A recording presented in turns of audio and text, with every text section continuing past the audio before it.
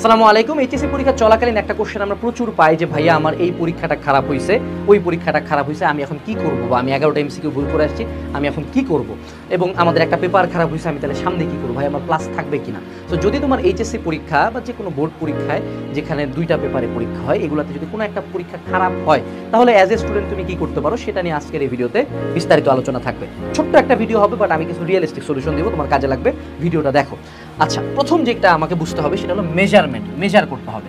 দেখো, তোমাকে অনেক মানুষজন বলবে যে পরীক্ষা দিয়ে মিলাইও না, মিলাই কি লাভ, তোমার কোনো লাভ নাই, তোমার ভুল গেলে উল্টা প্যানিক লাগবে না। উত্তর হলো আমাকে মিলাইতে হবে। আমি অবশ্যই বের হয়ে মিলাবা 2-3টা সোর্স থেকে। আমি নর্মালি যেটা করতাম 2টা সোর্স থেকে মিলাইতাম, তারপর গড় করতাম যে আমার কয়টা ভুল গেছে, ঠিক আছে? তাহলে আমি শিওর হয়ে যেতাম যে আমার এতগুলো ভুল গেছে। মিলানোর মূল লক্ষ্যটা হলো রিয়ালিটিটা বোঝা, যে অ্যাকচুয়ালি আমি কতটা ফাকড আপ সিচুয়েশনে আছি। এটা যদি আমি না বুঝি, আমি তো এটা রিমেডি নিতে পারবো না।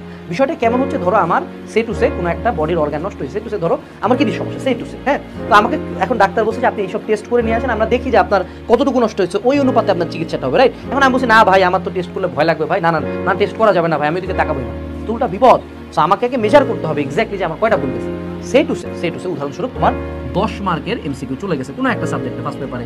ধরো ফিজিক্স ফার্স্ট পার্টে তুমি একটা সিকিউ এর ঘ নাম্বার ভুল করে আসছো, ঘ নাম্বার ভুল করে আসছো, তোমার তো 4 মার্ক তোমার ভুল গেছে, ওকে? সো তুমি এবার মেজার করলা। মেজার করার পরে সবসময় দিতে হবে সেটা হলো সেকেন্ড পেপার কামব্যাক। এখন এই সেকেন্ড পেপার কামব্যাকটা যদিও uncertain, but it can be controlled. যে আমার যদি ফিজিক্স সেকেন্ড পেপারের আগে 1 দিন বা 2 দিন বন্ধ থাকে, এবং আমি যদি একজন হিউম্যান বিং হই, আমি যদি ডিটারমেন্ট থাকি যে আমার আল্লাহ যদি হায়াত রাখে, আমি আমার শেষ নিঃশ্বাস পর্যন্ত সর্বোচ্চ চেষ্টা করব সেকেন্ড পেপারে সর্বোচ্চ ভালো রেজাল্টটা করে আসার জন্য, ঠিক আছে?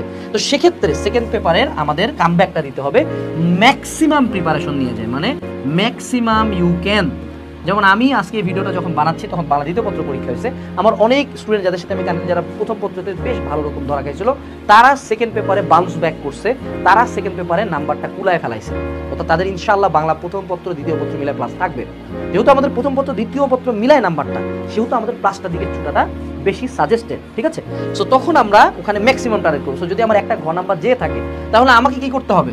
আমাকে জাস্ট 4টা এমসিকিউ বেশি পারতে হবে, অথবা আমাকে 2টা এমসিকিউ বেশি পারতে হবে, এবং বাকিদের চেয়ে একটা খ নাম্বার বেশি পারতে হবে, বা একটা গ নাম্বার বেশি পারতে হবে, ঠিক আছে?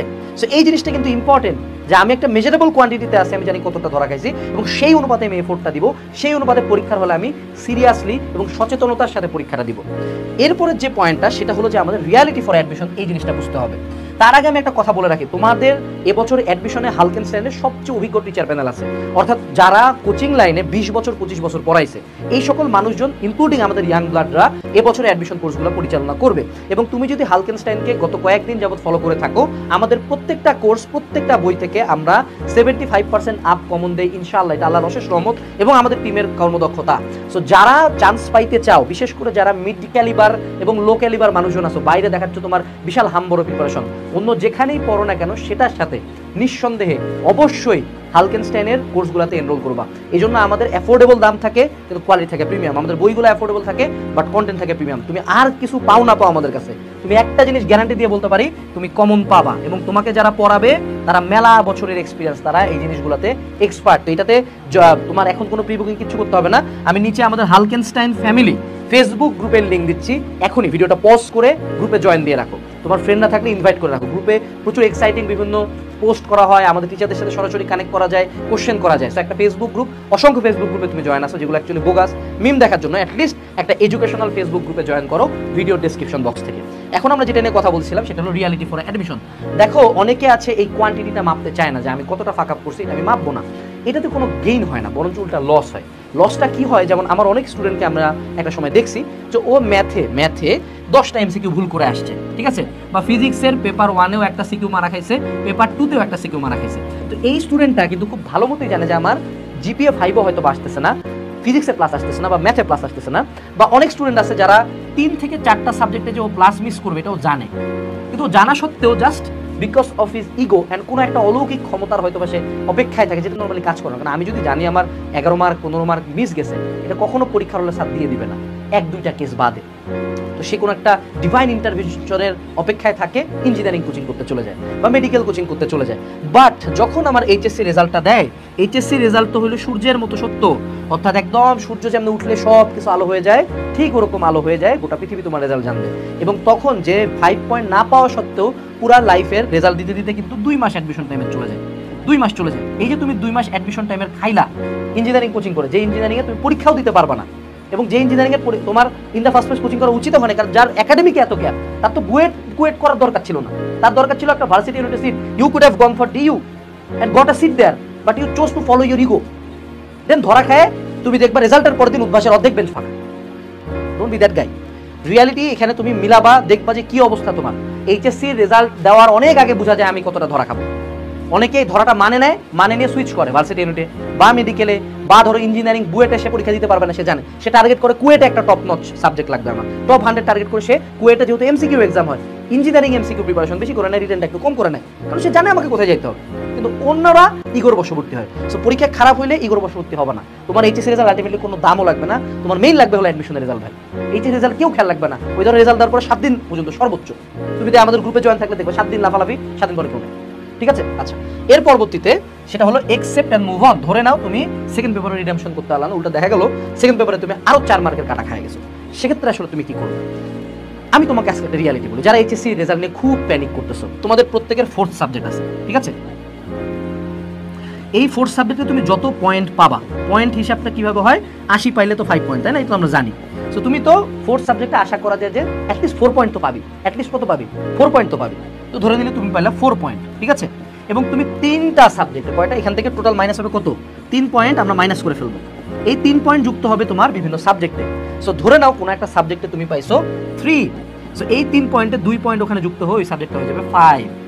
আবার ধরে নাও তুমি পরপর 3টা সাবজেক্টে 4 করে পাইছো, ঠিক আছে? 4 4 4, এই 3 পয়েন্ট প্রত্যেকটাতে একটা করে যোগ হয়ে যাবে 5, অর্থাৎ আলটিমেট রেজাল্ট তোমার হবে 5 পয়েন্ট।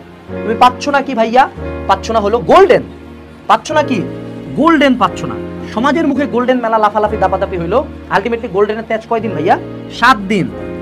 7 দিন পরে গোল্ডেন কেউ গুনবে না, দেখবে অ্যাডমিশনে কার রেজাল্ট কি। দিনাজপুর বোর্ডের ফার্স্ট অ্যাডমিশনে চান্স পাওয়া যা অ্যাডমিশন আগে।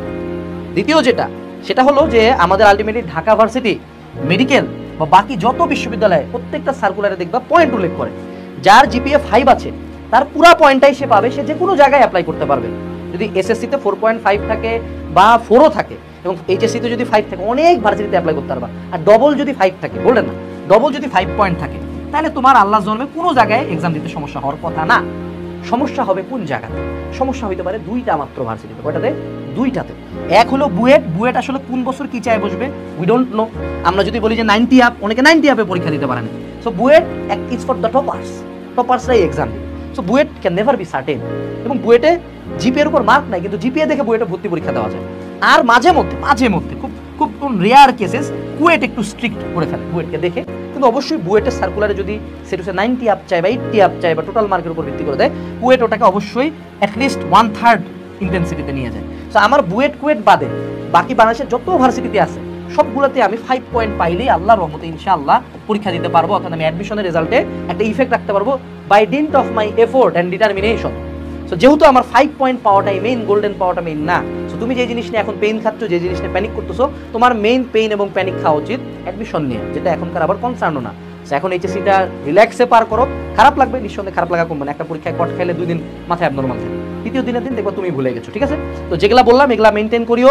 আমাদের ফেসবুক গ্রুপ, যেটা ভিডিও ডেসক্রিপশনে লিংক দেওয়া আছে, সেটাতে জয়েন করে রাখো for exciting news and updates. এবং আগামী আগস্টের আগেই তোমাদের অ্যাডমিশন কোর্সগুলো চলে আসবে। আসসালামু আলাইকুম, টাটা।